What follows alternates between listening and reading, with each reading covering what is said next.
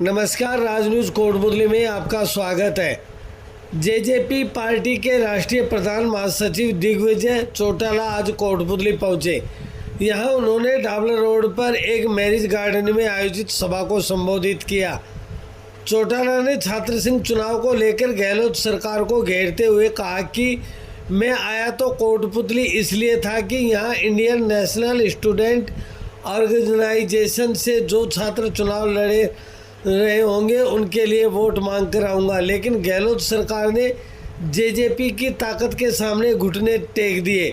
पहले गहलोत सरकार को केवल एबीवीपी का डर था, लेकिन जब से इनसो मैदान में उतरी है, गहलोत सरकार ने छात्र संघ चुनाव ही रद्द कर दिए।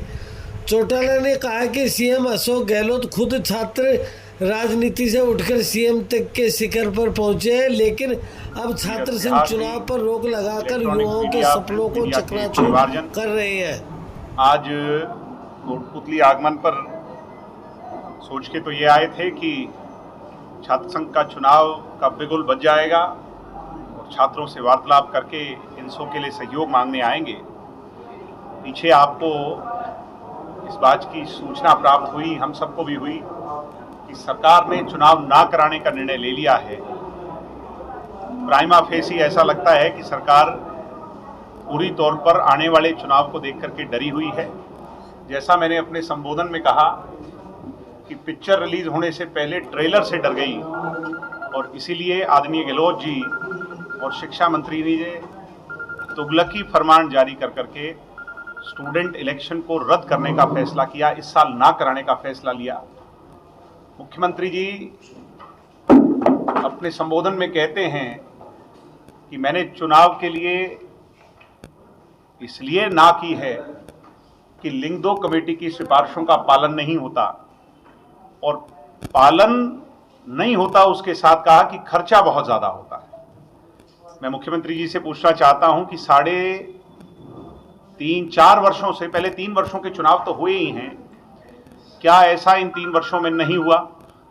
और मेरा दूसरा बड़ा प्रश्न है कि कोई भी एडमिनिस्ट्रेटिव जिम्मेवारी अगर वो कोलैप्स हो जाए तो उसकी जिम्मेवारी किसकी है? मुख्यमंत्री जी की स्वयं है, सरकार प्रशासन की है, ऑटोनोमस बॉडी की है, यूनिवर्सिटीज़ की है, वाइस चांसलर की है, डीएसडब्ल्यूज की है। इसका मतलब मुख्यमंत्री जी ने जिन जिन लोगों का चयन करके इन पदों पर जिनको बिठाया है, वो सब लोग अपनी जिम्मेवारी से पीछे हट चुके हैं। ऐसे में ऐसी सरकार जो सुरक्षा व्यवस्था नहीं दे सकती चुनाव करवाने के लिए, जो लिंग 2 कमेटी को पूरी तरह इंप्लीमेंट नहीं कर सकती, उस सरकार को फिर सरकार में बने रहने का भी कोई अधिकार नहीं है। यूं तो कल को एमपी और एमएलए के इलेक्शन में भी अगर खर्चा ज़्यादा होने लग जाएगा या गुंडागर्दी होने लग जाएगी तो क्या उन चुनावों को भी रद्द कर दिया जाएगा? क्या सरपंच के चुनाव में अगर कहीं उड़दंगी हो जाएगी तो कल को राजस्थान के अंदर सरपंच के चुनाव भी रद्द कर दिए जाएंगे? ये बड़ी हास्यास्पद सी बात है। और हमारा पूरा संगठन कल इसके विरोध में जयपुर में एकत्रित हुआ था। यूनिवर्सिटी में वीसी से मांग करने गए थे, मगर मांग सुनने के अलहदा पुलिस ने डंडे बरसा करके हमें बसों में बिठाकर गिरफ्तार किया। देर रात इस सारी ताकत को, युवा की आवाज़ को बुलंद होते देखते हुए हमें रिलीज तो कर दिया। मैं आज कलराज मिश्र जी गवर्नर जो हैं उनसे मिला था और उन्होंने मुझे वादा दिया है कि वो भी छात्रों के साथ है और इस चुनाव को कराने के लिए हर संभव प्रयास करेंगे। हाई कोर्ट में पीआईएल है, हमें पीआईएल से भी सकारात्मक निर्देश जारी हों माननीय अदालत द्वारा, ऐसी उम्मीद है। और आज तो वैसे रामनिवास जी के लिए यहाँ पे आए थे।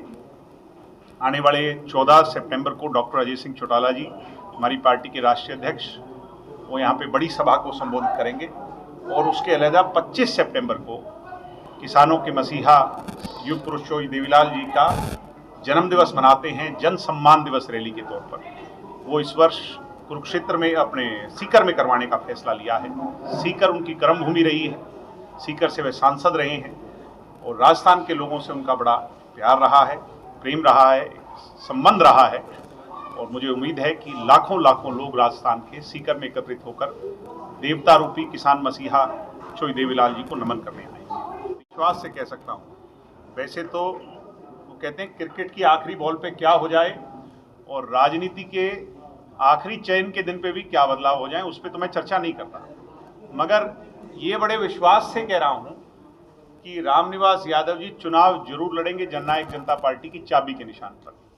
वो चाहे गठबंधन में लड़ें या चाबी के निशान के दम पर लड़ें, अकेले दम पर लड़ें। तो ये तय है कि अगर गठबंधन होगा तो बेशर्ते और बातें अलग-अलग हैं, कोटपुतली की सीट हमारे हिस्से होगी और इस चीज़ को माननीय उप मुख्यमंत्री हरियाणा सरकार दुष्यंत चौटाला जी कह भी चुके हैं। वैसे तो चोई देवीलाल जी की जाति जो है वो कमेरे की जाति है और कमेरे वर्ग की हर जाति को, उस नाम से जुड़े हर वर्ग को हम अपने साथ लामबंद करना चाहते हैं। और चोई देवीलाल जी कहते थे मेरी जाति कमेरे की है और मेरी लड़ाई लुटेरे से है, यानी पूंजीवाद से है और पूंजीपति व्यवस्था के खिलाफ हम लड़ेंगे। तो जो लोग लूटने और ठगने वाले हैं उनके साथ किसान और कमेरा, दलित और बैकवर्ड, अगड़ा हो पिछड़ा हो, इस वर्ग से संबंध रखने वाले हर एक को हम अपने साथ लामबंद करेंगे।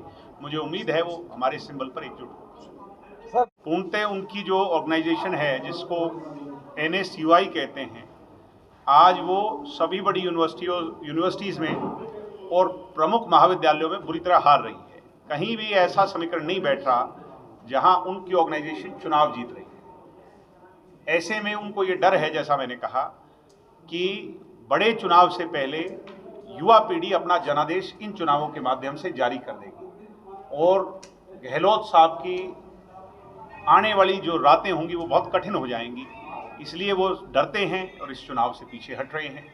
ऐसे में लोगों ने अदालत का सहारा लिया, हमने गवर्नर के अधीन आती हैं क्योंकि ये सारी संस्थाएं, हमने उनका सहारा लिया। हमें उम्मीद है कि चुनाव सर हैं कि खैरात में बांट करके ये लोग वाहवाही लूटना चाहते हैं। मैं कल जयपुर में था और मुख्यमंत्री जी का एक बोर्ड लगा हुआ था कि ऑडियो वीडियो कंटेस्ट में भाग लें और 1 लाख रुपए जीतें। टेलीविजन चैनल पर तो इस तरह की स्कीम सुनी थी, मगर मुख्यमंत्री के मुंह से ऐसी स्कीम हमने पहली बार सुनी। यानी सरकार के पैसे को ऑडियो वीडियो कंटेस्ट करा करके मुख्यमंत्री अगर कोई बांट रहा है तो ये देश की डेमोक्रेसी और बाबा साहब अम्बेडकर के सपने को खत्म करना चाहते हैं। इसलिए निश्चित तौर पर आम जन जो है वो इन जिनको फ्लैगशिप योजना कहते हैं, ये फ्लैगशिप योजना नहीं है, ये सिर्फ और सिर्फ चुनाव में अपना बेड़ा पार करने की योजना है जो लोगों ने पहचानी। अगर सरकार की इस तरह की योजना, निश्चित तौर पर लोग जाएंगे, गए भी होंगे, मगर अब 3 महीने बचे हैं।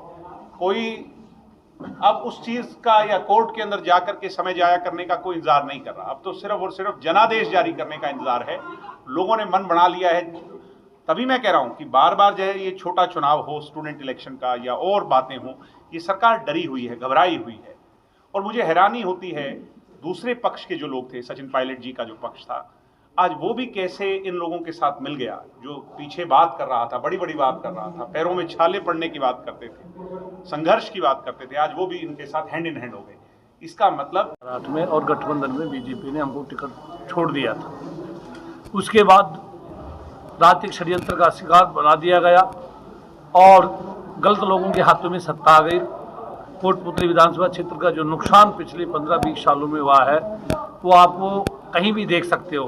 आज समूचे विधानसभा क्षेत्र में पिछले 10 सालों में शिक्षा राज्य मंत्री और गृह राज्य मंत्री राजेंद्र यादव का अखबारों में तो केवल काम दिखता है लेकिन जमीन पर काम नहीं है। चाहे वो जोधपुरा का और कुजेता का पुनर्वास का मामला हो, आपके 1000 की सड़कें बनी हैं पूरे विधानसभा क्षेत्र में 10 सालों में।